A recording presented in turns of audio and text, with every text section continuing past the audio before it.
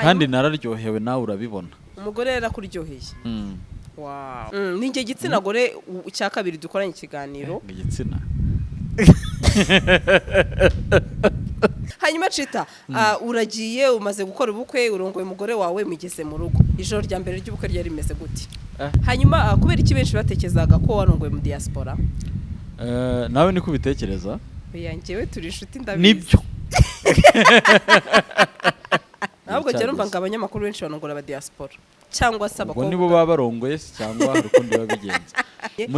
Muri Miss Rwanda nanikigikiye Mutesi Jolly. Oya w'uyu mwaka. None se undi umuntu uburana ise wa muheto yagiye mu ngabo we ise ari he? Niba ise yarari ku gisimenti undi ise akajya mu ngabo byo ntago bikwiriye kuba ikibazo. Mu Rwanda nacitse intege ntabwo ngifana ikipe zo mu Rwanda. Yo, sorry. Ire equipe yarambabaje. Inshuti yawe SABIN. Ndetse bivugwa ko yatswe amafaranga miliyoni 2 kugira ngo inkuru idasohoka. Ibimenyetso se yatanze n'ibyavugiwe mu rukiko birimo n'izo miliyoni 2 nge ku giti cyanjye ntemera. Byari bigamije ntabwo ibyo yatangaje ari byo byihutirwaga kandi ibyo yatangaje nabyo nta bimenyetso byatangiwe. Icyambere nta kimenyetso cyuko yaguze indaya yavuga ati runaka yarampamagara bati n'ikimenyimenyi dore ngaya amajwi cyangwa se n'ikimenyimenyi dore message namworera umubaza ndayashyira ku yihe nimero cyangwa se ngwino duhure nyaguhe. Ntago turamenya ese ayo majwi. Hari ibintu bimwe na bimwe uriya mugabo yavugiye mu rubanza bigize ibindi byaha bitari ibyo ashinjwa. Ikindi kwita uriya mukobwa indaya ntabwo byari ngombwa. Bya miliyoni 2 bidafite ishingiro nge ntabwo nabyemera. Ari Sabe ari Ndimbati. Baza ubushuti mfitanye nabo bombi. Ese n'ungu wateye comment ne yabivuze uko abyumva. None se wowe umunyamategeko? Mu mutanga buhamya se muri rubanza. Icyambabaje no kuba biriya bivugwa bishobora kuba byarabaye. CHITA iyo za kuba nkawe inkuru wari kuyisohora ariko impande zombi zaravugishijwe keretse inkuru isohoka hari inkuru igamije guharabika umuntu. Hanyuma Ndimba turamunenga iki cyangwa se uramushinja iki? Kubera yuko Austin uburyo nangira interview cyangwa muri show harimo difference ntabwo ari kimwe nuko nshobora kuba nangira ndi kuvuga. GASARO TV. Bakunzi ba GASARO TV tuhaye ikaze umerereye mu mande zose z'isi ndabasuje cyane. Abari mu Rwanda, East Africa n'abari muri diaspora ndabakunda cyane ko namwe udahwema kutugaragariza urukundo. Comment zanyu ni ingenzi ndetse ndabashimira cyane umunsi ku wundi. Umunsi turi kumwe n'umutumirwa muramubona akaba ari CHITA Magic. Ubu se hari umuntu utakuzi koko? Barahari benshi. Oya nta muntu utakuzi. Barahari benshi cyane. Bisemo kukuvuga. Umeze gute? Urambeshye ntabwo nitwa CHITA Mari. Akabazwi nka nitwa Julius CHITA. Nitegeka Williams. Iri Kinyarwanda? Iri Nyarwanda. Ariko kuvuga izina ryawe. Iri Nyarwanda nitwa CHITA. Oya Ikinyarwanda. Nkuko nitwa bizeye. Nitiranwa na CEO wa GASARO TV. Muvuge iri Nyarwanda rye. CHITA no kagitsetsa pe. Niyo mazina nge nitwa Julius CHITA William Jire Nitegeka. Umeze neza? Neza cyane ndashimira Imana. Amena. Kubera icyumva kuri uyu munsi hari imbeho wumva umeze neza muri wowe? Imbeho umupira nambaye n'uwa style ntabwo ubundi imbeho nsanzwe ari ibintu byanjye. Madame ameze gute n'umwana? Baraho bameze neza cyane bitarabaho. Ese CHITA reka nkwibariza iki kibazo. Wararongoye ndetse hashize iminsi itari myinshi cyane. Ni ikihe kintu wabonye? Ni myinshi. Ni ikihe kintu wabonye mu rugo waka-inspiring abandi basore kuba bashaka? Urubyiruko rw'uyu munsi nta gikwe nta myaka 100 ariko wowe navuga ko icyo nabonye mu rugo kidasanzwe mu rugo hari ubuzima. Hari ubuzima kandi bwiza, hari umunezero, hari ibintu byinshi cyane byiza. Byinshi. Kandi nararyohewe nawe urabibona. Umugore yarakuryoheye. Wow, I like it. Waranabyibushye pe. Oya, Warabyibushye urambeshye. biragaragara ko umugore agufashe neza. Oya, Reka ejo mvuge ejo ngo, ndi kwa muganga. Yego. Basanze mfite ibiro 59. Umuntu uri inyuma ngishiganishe. Ibiro 59 urumva ko ari bikeya. Mirongo ingahe? 59.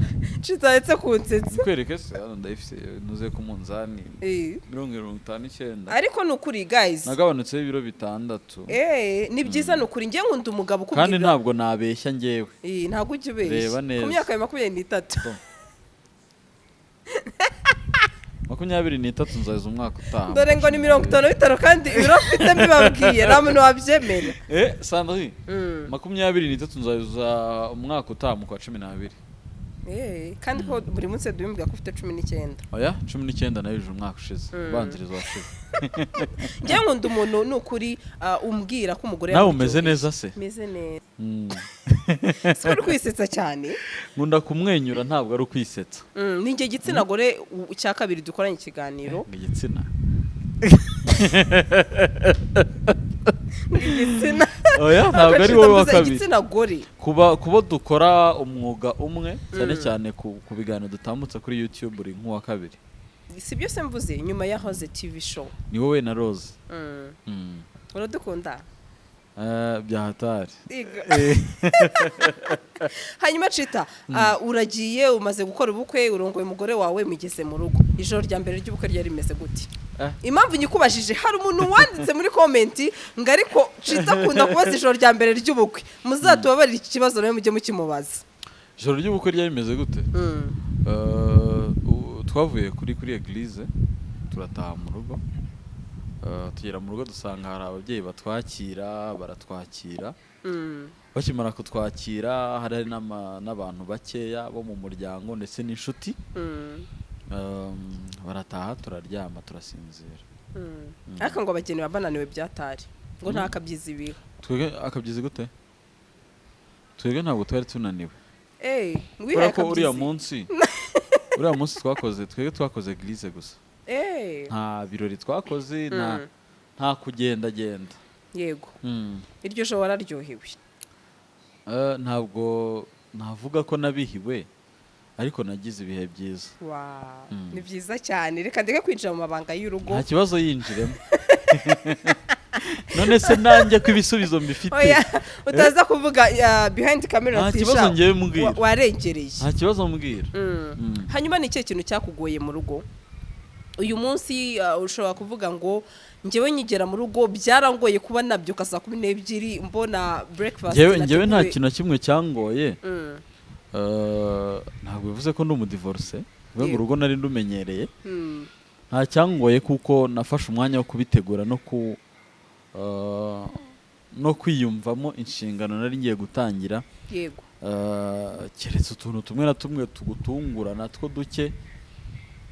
Ariko nta cyangoye. Ari ubuzima. Nge naruhutse iminsi nk'ibiri cyangwa 3 mpita nkomeza akazi. Hanyuma kubera iki benshi batekerezaga ko warongoye mu diaspora? Nawe niko ubitekereza? Oya ngewe turi inshuti ndabizi. Nibyo.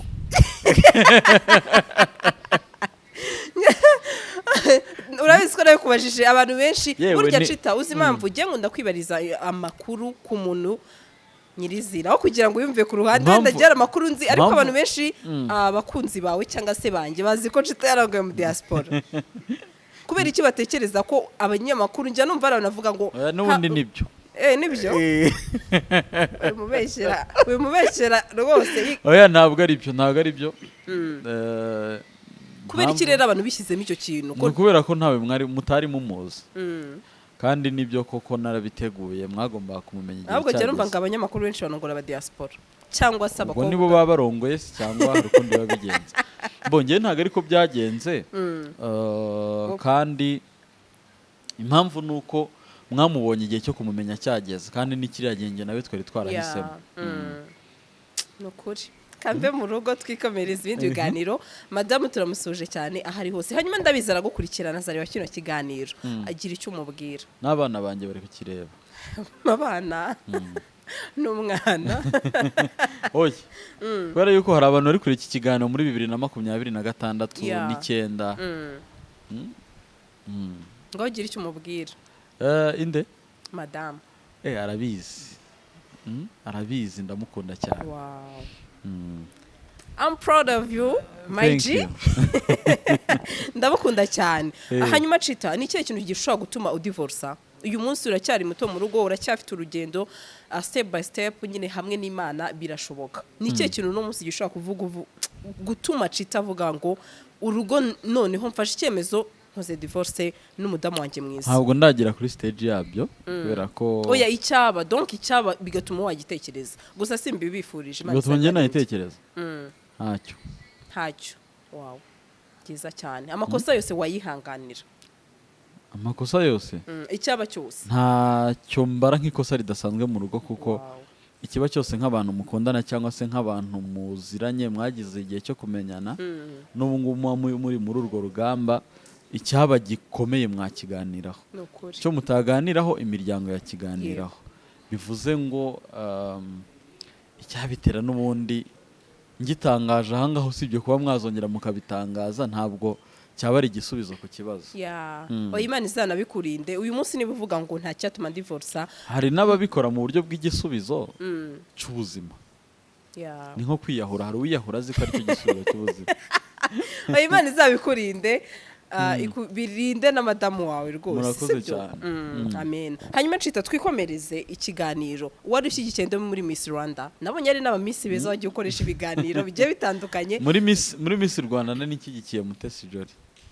Oya w'uyu mwaka. Uyu mwaka turimo 2022. Uyu mwaka turimo 2022 nari nshyigikiye abakobwa benshi cyane. Harimo Miss Pascaline, Emma Pascaline, Keza Maolitia, abandi ni bandera. Harimo Muringa Jessica, harimo Darina. Oya uri kumvugira. Ushobora gutuma nibagirwa. Harimo Nshuti Divine Muheto, Kazeneza Marie Merci, harimo bose kubarangije so bwose ari bagije kubwira bona ari inshyigikiye. Nese ntabonye ko twakoranye n'ibiganiro. Bamwe muri bo ariko sibose. Ndikubwira bona ari inshyigikiye. Hanyuma Muheto rero yabaye Miss noneho. Ndetse havuzwe byinshi bigiye bitandukanye ko yaba Mutesi Jolly yaramukopeje. We kiriya kintu cyangwa se kiriya gihuha wagifashe gute? Uyu munsi impamvu nuko nta ubivuga na preve arazana azerekana ati yarakopejwe n'ibyo koko tubibone. Rero ikintu kidafite preve tugifata nk'igihuha. Nta kibazo cyabaye cyo gukopezwa gute se? Donc ngo kubera ko yasubiyemo ibyo yavuze ntabwo yabisubiyemo yarabashijwe arasubiza. Ibyo ngibyo nabonye abantu hari bigize ikibazo ariko ni ibintu bisanzwe. Ni nkuko mu bantu biga imibare hari ikibazo cya statistics gikunda kuza nko muri secondaire muri tronc commun muri examen national hari ikibazo cya statistique gikunda kuzamo muri section C. Ibibazo bya biologie bikunda kuza muri examen national ya secondaire muri cycle supérieur hari ikibazo uba uzi ko kirazamo. Hari ibibazo bitewe n'ibyo wize ubuzi ko kizazamo. Kuba rero buri mukobwa ugiye kuba nyampinga w'u Rwanda bamubaza batese bizagenda gute cyangwa indangagaciro uzimakaza ni iyihe? Biriya ni ibintu abakobwa bigishijwe muri boot camp bigishijwe na state minister Edouard Bamporiki. Ni ibintu bagiye berekwa ama video y'ibyo abandi bakobwa batsinze muri Miss Rwanda bavuze. Ikindi kubera nabisubije mu Kinyarwanda ibyo ni ibintu bisanzwe. Indangagaciro ntabwo wazisesengura mu rurimi rutari Ikinyarwanda kuko indangagaciro ubwazo zishingiye ku muco nyarwanda. Ibyo kubwanye nta kibazo mbibonamo. Ni nkuko ibijyanye n'umuco cyangwa n'akaranga k'umuco w'abarundi ntabwo uzajya gusesengura imbega cyangwa imvutano ngo bisobanure mu Cyongereza cyangwa bivuge mu Gifaransa. Bigira inyito yabyo bikagira inyito yabyo mu Kirundi kubera ko ariyo muzi nkomoko y'iryo jambo. Imbega urazizi? Ntago nzizi. Imvutano urazizi? Aho rero dukomeze. Imbega n'imvutano ni impuzu abarundi bambara canke bitera igihe bafise urubanza cyane cyane bwirwinze mu bukwe. mu bukwe kwa kundi abagore bambara b'abarundikazi kuriya babyita imvutano. Noneho abagabo nka gutya twege abasore cyangwa n'abagabo n'abasaza mu Nyarwanda bakikenyera iriya style mu Kirundi bayita imbega. Okay. Wow, urakoze cyane. N'urugero nk'utwo iryo jambo warisona mu Gifaransa. Oya. Ni nk'urwo rugero. Okay. Hanyuma bakomojeho ko yaba yarahawe ruswa. Ruswa imeze gute y'amafaranga. Mu kiganiro nagiranye na Jolie yabisobanura bivuze ko nta ruswa yahawe. Ndetse itanakwiriye no kuba yarayihawe. Ahubwo aravuga ati se uwo nyampinga watowe murebe niba nta criteria yujuje zo kuba nyampinga w'u Rwanda mu bigendereho. Kindi aravuga ati tudashingiye ku marangamutima muvuge ibyo mwumva mushaka. Kuko akanama nkemurampaka kari kagizwe n'aba judges benshi ntabwo ari Jolie gusa. Hanyuma wowe ubona yaradizavingaga ikamba? Ibyo nabivuze mbere yuko najya muri pre-selection. Ugendeye ku ki? Nagendeye ku kuba yari yujuje ibisabwa kuba nyampinga w'u Rwanda. Nibyo. Hano muri pre-selection yari mu bakobwa 20. Muri final aba mu bakobwa 10. Asa mu bakobwa 5 n'abakobwa 3. Ndetse n'ababyitiranya ko kubera ko umubyeyi w'umuntu ari umusirikare aba agomba guhabwa ikamba. Oya, ahubwo ninjye wamuteye ishaba. Neze n'abandi bakobwa b'abasirikare barimo. N'abapolisi barimo. Wamuteye ishaba gute? None se undi umuntu uburana ise wa muheto yagiye mu ngabo we ise ari he? Oya kakanu ko kuri WhatsApp ngo muri za gisimenti. Nyine ise yari ari ku gisimenti. Ngaje umwana ngazitwarira ikamba ngo uvuge ngo bamwibije ngo wari uri. Niba ise yari ari ku gisimenti undi ise akajya mu ngabo ibyo ntago bikwiriye kuba ikibazo. Abana b'abasirikare nabo barashoboye. N'abana batari abasirikare nabo barashoboye. Kwa rero nyampinga yaba uwo nguwo numva nta gitangaza kirimo. Kandi Mauritia wafanaga nawe yajemo nanjye namufanaga ndumva Mauritia ni sawa cyane. Twari duhuje abamisi. Mauritia ni sawa ariko burya nyampinga nayo naramuvuze ni inshuti. Yari inshuti muheto ariko nukuri Shirizavit. Nukuri uretse ko wenda wa mugani Nyarwanda ajya avuga ngo hari uburi cyo tukinka. Cyo mbona kuri social media. Yego. Iyo twanariza dukoresha amarangamutima na fanatisme. Ni nkuko abantu bafana Rayon Sport akenshi bayifana ariko baba babizi neza ko iri bubakura umutima uko byagenda kose. Nkuko abafana ba Gasogi ababizi neza. CHITA. Fani. Yemfana Chelsea. Oya mu Rwanda. Chelsea Football Club niyo mfana. Mu Rwanda. Mu Rwanda nacitse intege ntabwo ngifana ikipe zo mu Rwanda. Sorry. Iriya ekipe yarambabaje. Nese umuntu akubabaje umuvaho cyangwa se ukomeza upushinga kugira. Yo ntabwo nyibara nk'umufana. Ahubwo nyibara nk'umukunzi. Nkunda Rayon Sport cyane ariko nta byo gufana narabihagaritse. Ariko uzarwara umutima. Iri bukine mfite amatsiko yo kumenya uko byagenze abakinnyi. Ariko ntabwo najya kuri stade. Nta nubwo naba niteze ko iri butsindwe cyangwa iri butsinde. Ni nka Arsenal. Niba yibera y'ibintu by'amaje sije kumenya. Ya APR. Tegereza umupira kwera ukarangira ari ubusa ku busa. Yego. Biba ari ikibazo rero. Yakina na Kiyovu kabona warwaye umutima na kimwe kimenye tumutse. Hari ibintu byo gufana, ibintu bikoresha amarangamutima no gufana cyane. Ntabwo ari ibintu byanjye. Yego. Hari ibintu bidutera umwanya, rimwe na rimwe umuntu akababara, rimwe na rimwe ukabashoye n'amafaranga, ariko ntacyo bimaze. Yego. Ariko kureba ibintu muri ango, ibintu uko bisanzwe ariko byagomba kugenda. Bari sawa. Hanyuma CHITA twigire. Ariko ntibyabuza ko hari ama equipe nkunda ku kigero gifatika. Buriya nka Paris Saint-Germain iyo yakinnye niyo yaba ari match isanzwe, match amicale ndayireba. Na Chelsea Football Club nayo ni sawa cyane. Yego. Hanyuma twigire kubivugwa ku mugana bivuga kuri iyi mihanda. Kuri CHITA kuri izi social medias. Mu minsi yashize twabonye ikiganiro cya Firdaus. Ndakeka umuzi ndetse benshi Firdaus kabahize. Ego. Twabonye ko bivugwa ko yafungishije baba cyangwa se abatamuzi NDIMBATI. Ndetse benshi bamutera amabuye. Uri umugome, uri umugambanyi. Donc navuga nibajya ku ruhande rwe. We iriya view yibona gute? Bamuteye amabuye bamwe bajya ku ruhande rwe abandi ntibarujyaho abandi batura umugome. Ntabwo ndi kumva neza uko njyewe nabyakiriye ku giti cyanjye. Okay, uko iriya ishu nkawe none view yawe ni iyihe nka CHITA? Mu by'ukuri ntabwo umukobwa mwita umugome, nta nubwo na baba nawe mwita umugome, kuko ibyaha aregwa ntarabihamwa n'urukiko. Byo nakubwira byaba ari amarangamutima y'uruhande urwo ari rwose ndiho, yaba urwa NDIMBATI kubera ko ni inshuti yanjye, cyangwa wenda urwa Firidausi kubera amarangamutima yanjye. Ariko baba nta bugome mushinja n'umukobwa nta bugome mushinja. Kubera yuko umukobwa yakoze ikiganiro gisaba ubutabera, ndetse NDIMBATI nawe n'ibyo avugwaho nonaha ni umwere ku cyaha aregwa. Bivuze ngo rero kumuhamya ubusambanyi cyangwa kumuhamya ubugome byaba ari amarangamutima yanjye cyangwa indi mpamvu yanjye bwite. Ariko keretse yabihamijwe n'urukiko. Ariko we yemeye kuri ya mukobwa abana araje. Ariko ntabwo yemeye ubugome. Oya, ndavuze kuri side y'umukobwa nabwo yego. NDIMBATI ko yemeye ko abana arabe, aranashidikanya n'ibyavugiwe mu rukiko, ariko mu gihe atarahamywa n'urukiko icyaha cy'ubugome cyangwa se cy'ubusambanyi, iyo umuntu atarabihamywa n'urukiko ntabwo ngewe ubu nonaha nahita mbihamya ko ari umugome cyangwa bimeze gute.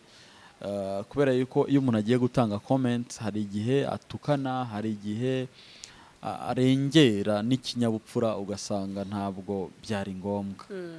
Hanyuma urakoze cyane gukomoza ku rukiko. Ibyo twumvishe mu rukiko hari inshuti yawe irimo, ndetse nanjye ntago namutera amabuye ko dukora umwuga umwe. Inshuti yanjye NDIMBATI? Inshuti yawe SABIN. Ndetse bivugwa ko yatswe amafaranga miliyoni 2 kugira ngo inkuru idasohoka. We kira kintu wagifashe gute? Ni ikihe kimenyetso batanze? Ntacyo. Uko nabyakiriye nabi, kubera ko ubwabyo byari ikinyoma. Ushingira ku kino nuvuga ko ari ikinyoma nka CHITA. Ikindi nabifashe nka showbiz. Mu rukiko se nabaratwika? None se hari ibintu ubundi nkunda gusubiza mbaza ibibazo cyane kugira ngo tugendane. Ni iki NDIMBATI yaburaniraga? Icyo yabura? Icyo yaburaniraga ni iki? We yavugaga ko uriya mukobwa. Oya, urubanza rwari rugamije iki? Rwari rugamije iki? Yariruguraga nyine. Oya, urubanza rwari rugamije iki?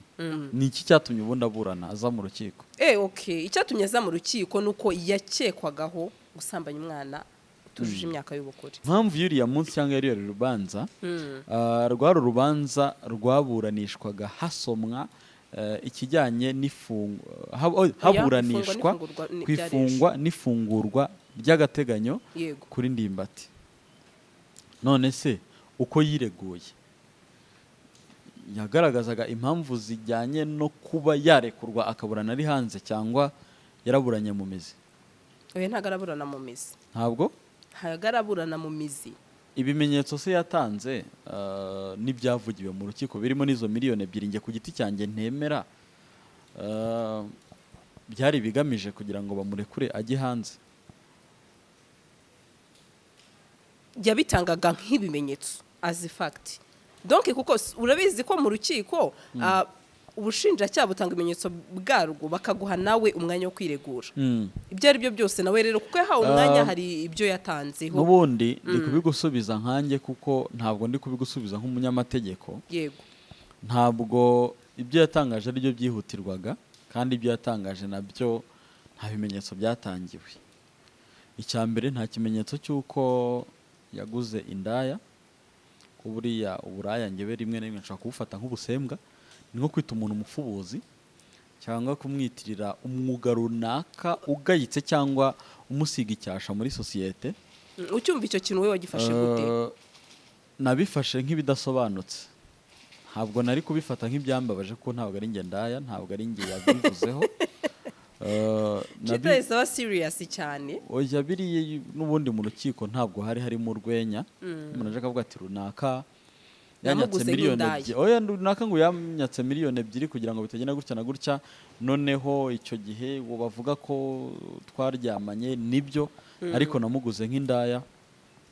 Ku giti cyanjye ntabwo ntabwo ari ibintu mfata nk'ibisobanutse kuko buriya yavuga ati runaka yarampamagaye bati n'ikimenyimenyi dore ngaya amajwi cyangwa se n'ikimenyimenyi dore message namworera umubaza ndayashyira ku yihe nimero cyangwa se ngwino duhure nyaguhe byari ko ari ibimenyetso cyangwa se akagaragaza n'umugabo atanga avuga ati yayansabye ari kumwe na runaka live ariko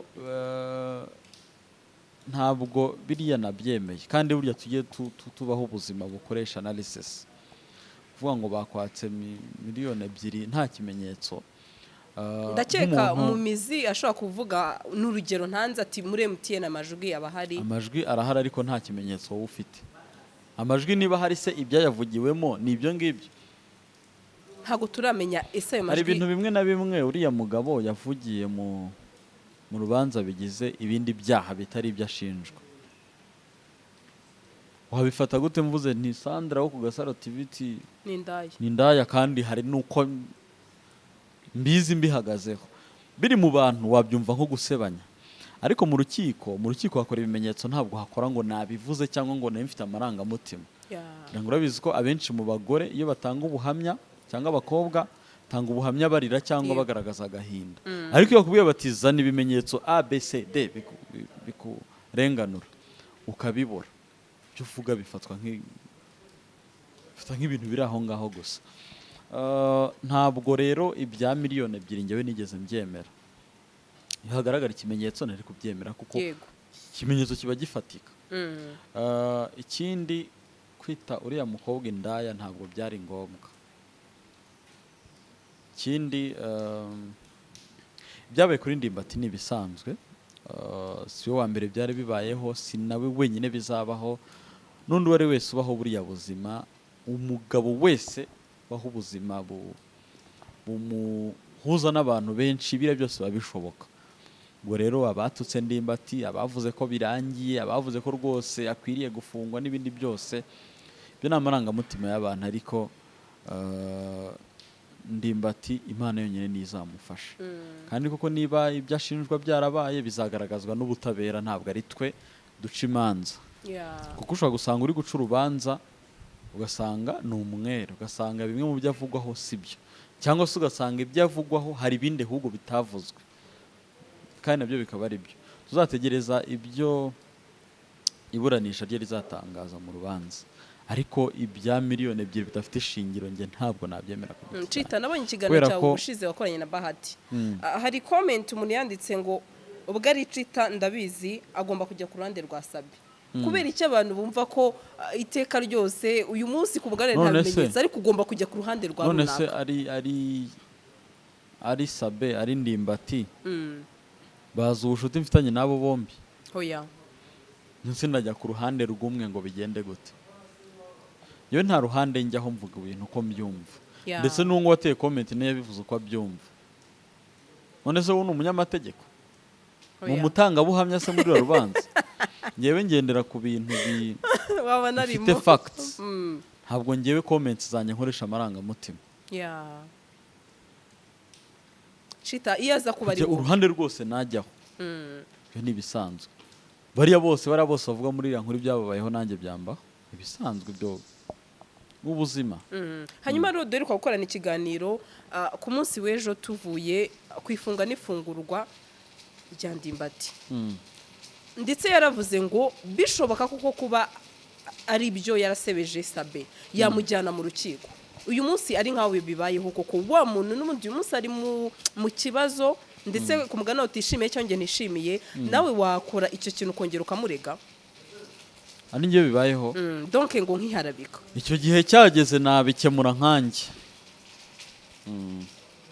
nicyo navuze no kwa Irene ngewe iyo nagize ikibazo ngikemura nkanjye oya donc navuze nanjye ari we bibayeho byambayeho mfite uko nabikemura nibyo ndi kukubwira kubera yuko sinzi iki itegeko riteganya sinzi icyo babivuganyeho hagati yabo ariko ibyo mpamya ngewe numvise ku giti cyanjye uko na NDIMBATI mbere yuko agenda twaravuganye mbere yuko afungwa twaravuganye kuri telefone umwanya munini kuri telefone twaravuganye umva rero ibyo cyo kuba nanjye byambaho ikibazo ukimenya cyakugezeho ntabwo ikibazo ibyo ngibyo wango byagenda gute, ni nko kwibaza, ni nko kuba ufite urugendo rujya i Butare ukibaza ngo mu Ruhango turahanyura gute kandi utarahagera, ntuzi niba umuhanda ufunguye, ntuzi niba utanyereye.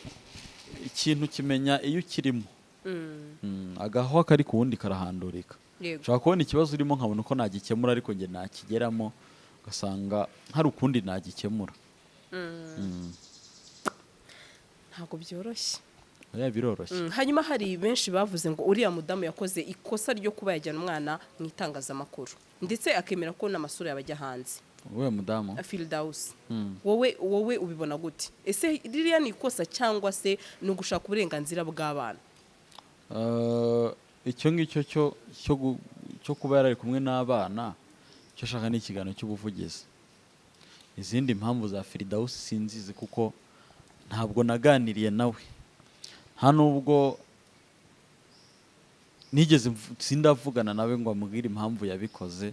Ni impamvu kandi wari kumwe n'abana mu kiganiro ni umurezi akaba n'umubyeyi wabo, niwe ufite impamvu ze.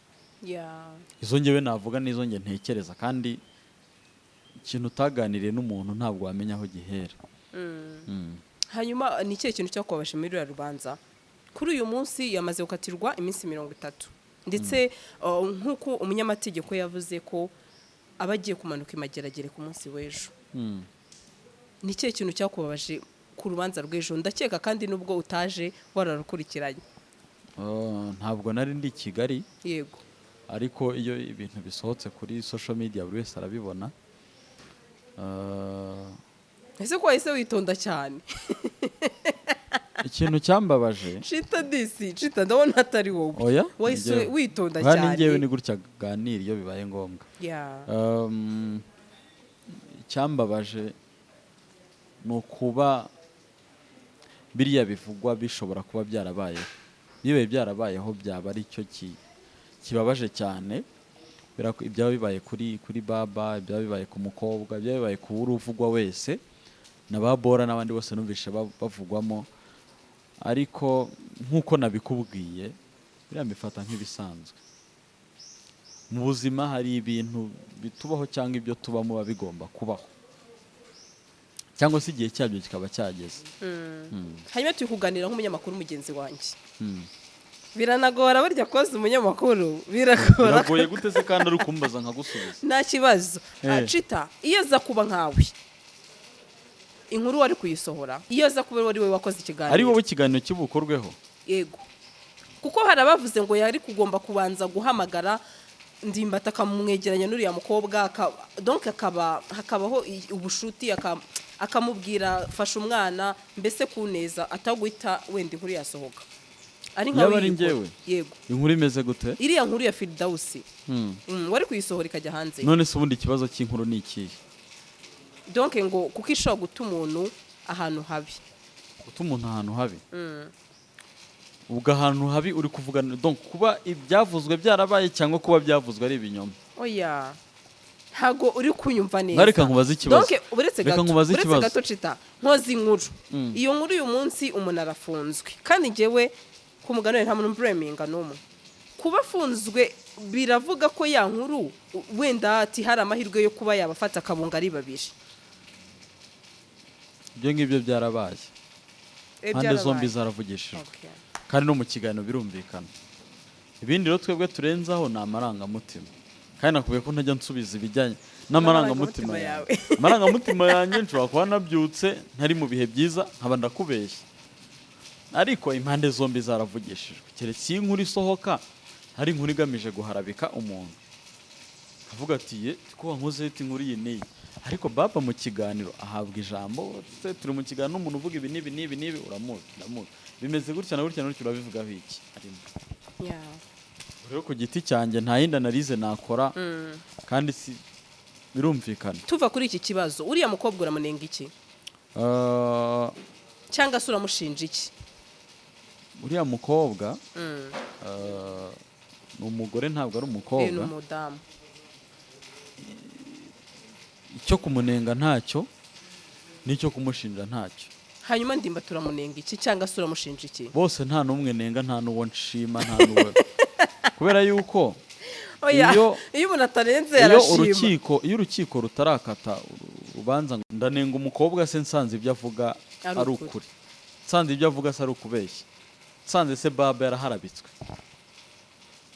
cyane, kandi abivuga ngo hari abanyamakuru bakomeje kumugambanira. Ntabwo mbizi ibyo bizagaragazwa ibimenyetso n'urukiko, ariko ibyo ngibyo nta kintu mbivugaho, ntawe nenga ntawe nshima nta n'ubu, ibyo ni ibijyanye n'amategeko. Kandi urabizi ko nize public works muri segonderi muri kaminuza niga mass communication.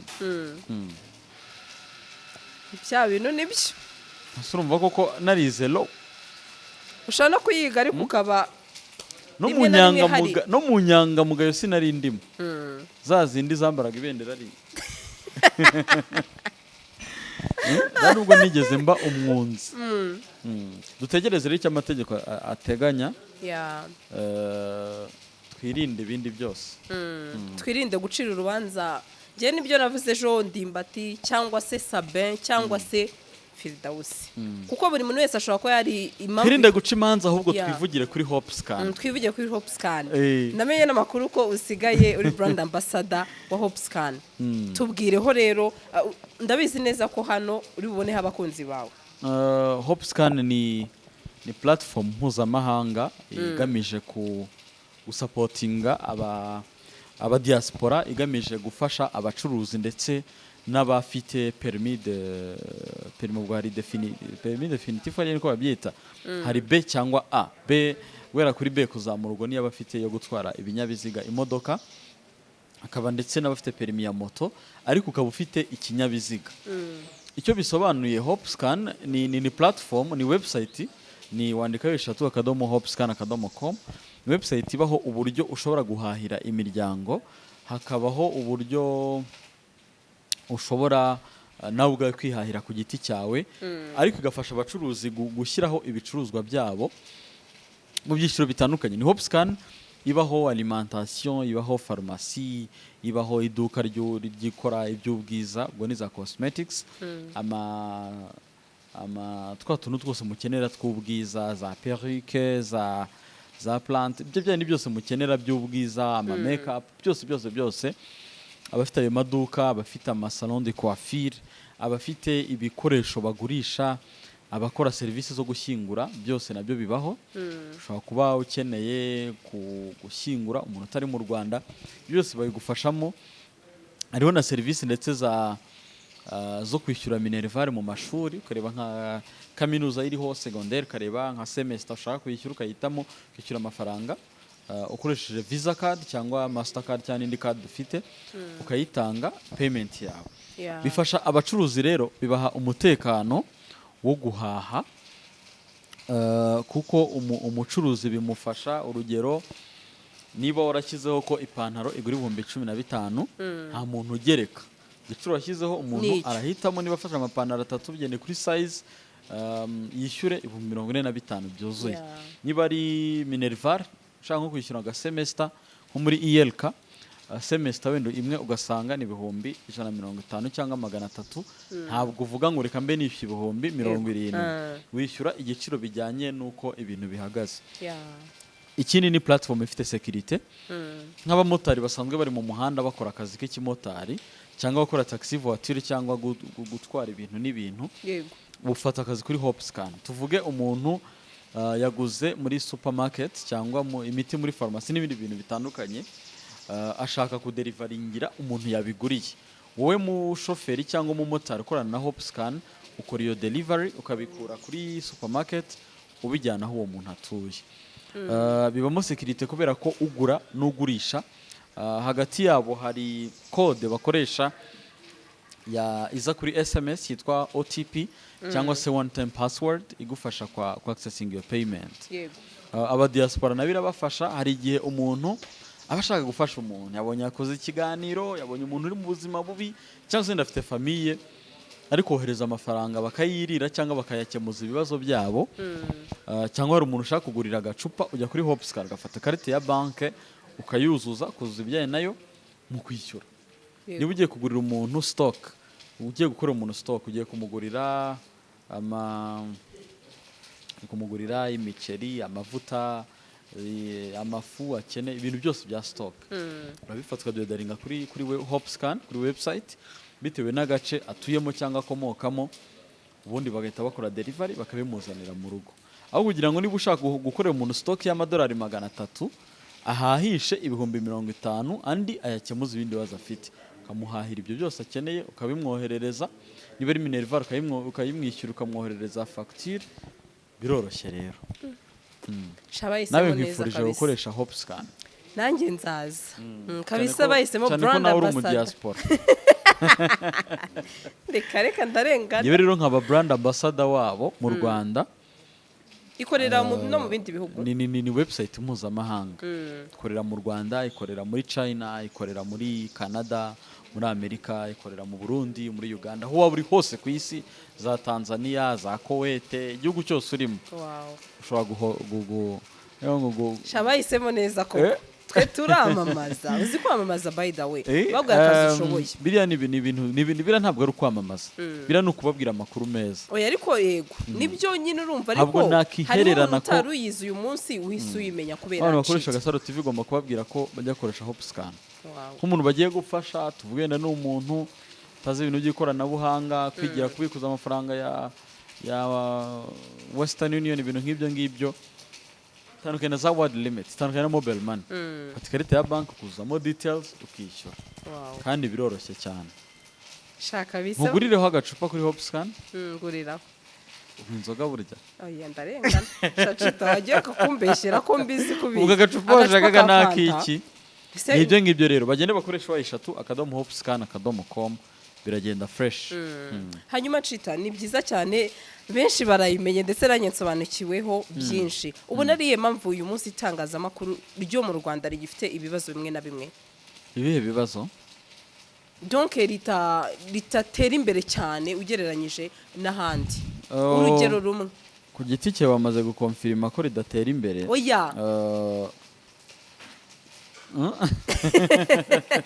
oya CHITA reka nkubwize ukuri sibyo hari igihe usanga urugero rutoya ngiye kuguha sibyo njya mbyumva njyewe wenda simbizi uyu munsi nkoresheje nkawe CHITA ariko mise nkubwira ngo ntuzajye kwa runaka kandi n'ibintu bijya bibaho bishaka wenda bitarakubaho cyangwa se bitaraba kuri runaka ntabwo birambaho na rimwe yego ariko ugasanga wenda icyo kintu abanyamakuru ni nka sako hagati yacu ugasanga runaka yabujije kuza aha gusa ukibaza no yewe ntibirambaho na rimwe ntabwo nzi impamvu rero hanjye se ko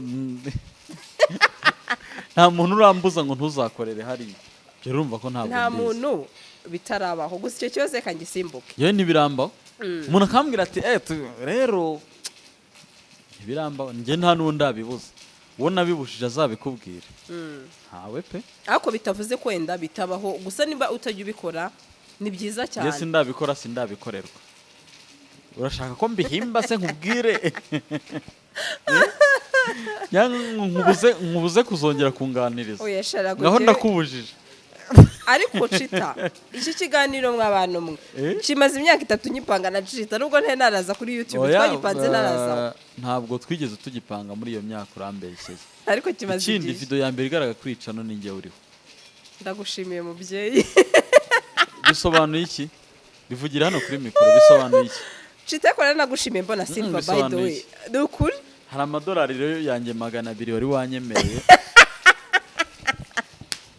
ntabwo njya nibagirwa CHITA ubundi gushimira biruta n'amafaranga nose ko wanyemera amadolari 200 uvuze kuri yampa mu kiganiro surumbesheye mane kubabarije oya nuyime gera ngo jya ngo ndagutangira kuri kamera ntabwo biravuga ngo nge se ko ariho neme kandi nze ndebaho goze niba ngafite twikomereza ikiganiro CHITA yo account number yanjye nibwirira noneho ukora ikiganiro ni cye kiganiro akira account number ni yingi cyangwa se umutumirwa waganirije ukumva biraryoshye ukumva urishimye akira dore nimero ni yingi ngaho mbwira kiraho ntuze ni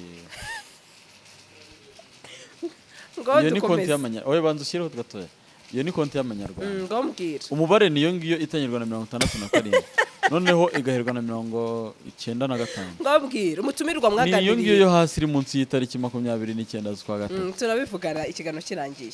Sandrine rero rwose ni ukumva urishimye umutumirwa kwa mwaganiriye ukumva mugiranye ibihe byiza koko. umuntu twaganiriye ni benshi ariko hari ibiganiro umuntu aba yarakoze bitari bibi murabisubiramo. N'ikiganiro nakoze cya Gahongayire na Mbonye. Hanyuma hari n'undi mutumirwa ntago nshaka kumumentioninga watumiye wirirwa kuri Shiba Hotel nziza cyane ariko ukagiriraho ibihe bibi. Uwo mutumirwa yagukoze iki? Ntawe njye sinavuye ko ibintu byose njye mbifata nk'ibisanzwe. Iyo ikintu kiri gushoboka n'ikidashoboka byose njye ndabyakira. Ntago uraza hano ufite gahunda n'umuntu birangire gahunda yanyipfuye biraba kenshi ariko ntabwo bindakaza cyangwa bimbabaze njye mbifata nk'umugambi w'Imana. Ugahita umuragiza Bikira Mariya umubyeyi wacu. Oya ntabwo ari uko bigenda ku mugani wawe disi jya mbona abantu ngako banacitse akunda Bikira Mariya. Ndasenga ndamukunda no kumwiyambaza ariko iyo umuntu yampemukiye ntabwo nkunda kwakira ibintu vuba ariko none ntabwo ndi umuntu ukomeza ibintu. Ndababarira nanjye ndababarirwa ndi umuntu usanzwe. Bivuze ngo rero ni nk'uko ikiganiro twari twagipanze kugikora ariko twahagera imvura ikagwa. Ni mugambi w'Imana ntabwo ari twebwe shadutenguha cyane. Uyu munsi benshi bazi ko umuntu bita CHITA afite impano nyinshi zitandukanye natwe turimo. Nuhe muntu nanone ujya wigana ukumva uraryohewe ukavuga iyo uri kwiyumva tuye umuntu kabisa ndamwigana nkumva neza ni njyewe. Ni umuhungu wanjye. Umuhungu wawe ninde? Umuhungu wanjye ntawuze. Umwana wawe cyangwa uyu no munsi nagarabasha kuba hari impano ufite zo kwigana. Umuhungu wanjye wa wundi w'imfura. Yego. Tubwireho gato rero. Agaki? Akantu ujya umwigana ukumva ni sawa kuko uyu munsi ndabifite muri telefone ndaza kubikwereka. Oya turi hano kuri kamera. Ntabwo ijwi rye ntabwo riri kuza muri aya masaha. Okay ujye utwiganira umuntu bita Austin. Niwe benshi bavuga ngo waramumize neza wagira. Uriya waranyigana. Yarakwiga. Arakwigana. Ngaho ntacyo twiganireho. Urumva ko urangoye iyo umbwiye ngo mbikore biba bingoye cyane ariko undi bisanzwe byikora. Ngaho gerageza nibwo nkugoye. It depends on the time kandi bigaterwa na vibes kubera yuko Austin uburyo nangira interview cyangwa muri show harimo difference ntabwo ari kimwe nuko nshobora kuba nangira ndi kuvuga. Wow. Nawe urabizi ko amajwi ya nyaramwe. Donc of course it is Power FM niyo ndi gukoreraho radio nsha ivugira ku 104.1 so niho hasha ndi kuvugira kandi voices arimo aka short difference urabyumva. Wow. Wakiriye gute kuba umuntu sho ya impanga yaransaraje none n'amajwi yaragiye. Ariko you did a great job. Havunza ya kumwaka amajwi yangere. Man you did a great job kabisa. Nashoje show numva nta kimeze neza mu muhogo. Ariko bizajya nko kuwa gatatu yose yagarutse. Bisaba koga. Wakiriye gute kuba umuvandimwe wawe amaze iminsi yibarutse? Umuvandimwe wanjye wo. Medi. uziko ntangaje. Ntibeje umuvandimwe wabyaye simbimenye. Medi ni sawa. Yaranshimishije kuba baribarutse umwana w'umukobwa. Bimaze n'igihe nabonye bavuga ko ngo bimaze ukwezi ntabwo nzi ukuri kuva babyara ntabwo twari twavugana. Ariko nabwira nti Kongs nabonye umwana nawe ngo ari M3 bivuze ko ari Medi Mimi ubwo umwana buriya nawe harimo ka M. N'umwana w'umukobwa Imana ikomeze bashyigikire. Amen. Hanyuma umuntu bita Shadibu mu minsi yashize yujuje 1M. Byo wabyakiriye gute? Shadibu rero ko buriya ugira iki? Ni byiza. Ni byiza kubera yuko ati kubera ko buriya uramutinya? ndamutinya se turaziranye ntabwo nziranye nawe nabibonye nk'uko mbona ko Rihana twite kuri social media ntabwo muri ntabwo ndanahura nawe ngo tuganire kubera icyo utaramutumira se kandi ujye utumira ibyamamare ese wowe waramutumiye jewe isi ndimo itandukanye yawe CHITA ntabwo bitandukanye donc icyo nshatse kuvuga wowe abenshi abastar benshi ukunda kuba wabatumira bitandukanye nuko ngiye nshaka kuzana umuntu nuko wenda biba bitaraba ariko ni bisanzwe narabyishimiye bisanzwe nkuko nabona Ngoro Kanti yagize icyo akora cyangwa Mendi n'uwari wese oya ntabwo tuvukana ya interview no watanze baratwikaga nawe ugitwika se ntabwo tuvukana direct n'umuntu umuvandimwe niba mama avukana cyo oya ntabwo ari ibyo ngibyo ntabwo tuvukana direct ariko no muri famille no muri famille ubyakira gute ko mufite icyamamare nka kiriya mu muryango ngiye kuguha nimero y'umubaze CHITA cyangwa Edouard aya bara ni abantu bo muri famille ni ibintu bisanzwe wow I'm proud of you none se CHITA ntagonye ko Ngoro yaje mu bukwe kira giharemewe abantu bake cyane ntago ndaza kukwereka amafoto aho ngaho muri telefone ahubwo zana ngo nongeye nkwereke nimero ya banki tugana ku musozo kugira ngo tugana ku musozo w'ikiganiro CHITA harabura ibibazo bitatu tunasoza icyambere ni byinshi umva banze nkwereke nimero muri banki oya nayibonye ariko manze nyikwereke kugira ngo ikintu cyakugoye muri uno mwuga ubimazemo igihe navuga ngo uri grand frère ni mu rugendo rw'itangazamakuru ko ndi kubona yambuze ni cyo kintu cyakugoye ikintu cyangoye ni ukuntu no guhitamo kimwe mu byo nakoraga mbere urugero harimo ibyo naretse kugira ngo nkore itangazamakuru gusa umwuga wow ni sawa cyane ariko utanyuzwe hari ikindi kumbajije nkabona ntabwo ubyishimiye oya ntabwo nari bisobanukiwe ibyo wakoraga mbere nakoraga mbere kuri kuncanga kuko uravuze ngo nukureka kimwe mu byo nakoraga before kureka kimwe mu byo nakoraga mvuga nuko nafashe umurongo w'ubuzima hanyuma tuzi ko ni ibintu biba bitoroshye ariko no munsi uri umupapa ufite umwana ugomba kwita kuri madamu ugomba kwita kuri bebe ntago biba hari inshingano runaka bijya bibangamira kubera ibi bintu ntabwo bari ibintu byoroshye murabona ibiganiro ntabwo bijya bimbangamira kubera ko ni inshingano nafashe bitantunguye nafashe umwanya ntabwo byigeze bintungura ku buryo nananirwa gukora kubera ibindi nakagombye kuba nkora cyangwa se byo nkabiha umwanya gukora bikananira cyangwa se nkakora ariko ibindi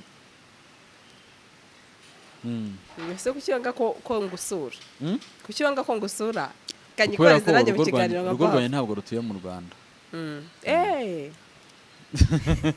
ariko niyo rwari rudatuyemo wagenda n'indege wana nta kibazo none se wasura urugo ntahari oya ntabwo bishoboka naguhaye karibu ahubwo umpamagara umunsi ntari ariko icyo gihe udahari utanga indi gahunda ukavuga uti none uyu munsi simari uzaze iki gihe CHITA ujye utanga karibu hari igihe umuntu abigusabira muri blague oya kubera yuko nk'umuntu muhuriye nko mu nama cyangwa muhuriye mu isoko atese muri weekend kumva ko nyine uburyo tubivuzemo ushatse kuba twari mu isoko njye ubwanjye nakwiyamagariye uzabitegure kandi twarabivuge kuri telefone umvuko nahise yikora y'icyaha turebe ko idahurirana n'ubukwe turayifatiye umunsi hanyuma dufate gahunda singo tugana ku musozo gira icyo ubwira abakunzi ba CHITA muri rusange buriya se barahari barahari abantu bankunda cyangwa bakunda ibyo nkora mbafata nk'umuryango ntabwo mbabara nk'abakunzi umuryango wanjye wose wa CHITA Magic ndabakunda cyane Imana ikomeze ibashyigikire nanjye ikigikire wow Imana niyo ya mbere iyo buri Imana niyo ya mbere ibindi byose ni ubusa hanyuma n'inama wagira abanyamakuru twese muri rusange dukora ibintu bimwe n'umuntu bita CHITA cyane ko benshi turimo twaje tugusangamo n'uyu munsi nabagira inama yo gusenga Imana nabikira Mariya oya ni inama yo gusoma Bibiliya yego mugabo atari kuri Bibiliya basome Quran yego nabagira impano yo kugana Imana nta kindi. Nama nziza cyane. Ikibazo kimwe umbaza Sandiri wambeshye. Nakubeshye ikize mbaza ikibazo ko dusoje. Yambaza ikibazo kimwe ngo promotion. Dusoze. Ntabwo nisanzuye. Nshuti zanjye kubera rero CHITA ntabwo nisanzuye pe kumubaza birananiye. Kubera ukuntu CHITA ko nta kintu yabona yambaza kuko turaziranye. CHITA twashize imyaka 7 tuziranye. Ntabwo ari 7 gusa. Aisha ni 7. Imyaka 10. Yego kurakabije nawe. Kuva 2013. Ariko nibyo. Bakino. CHITA wakoze cyane. Dore ko nagurutse nkayaka. GASARO TV.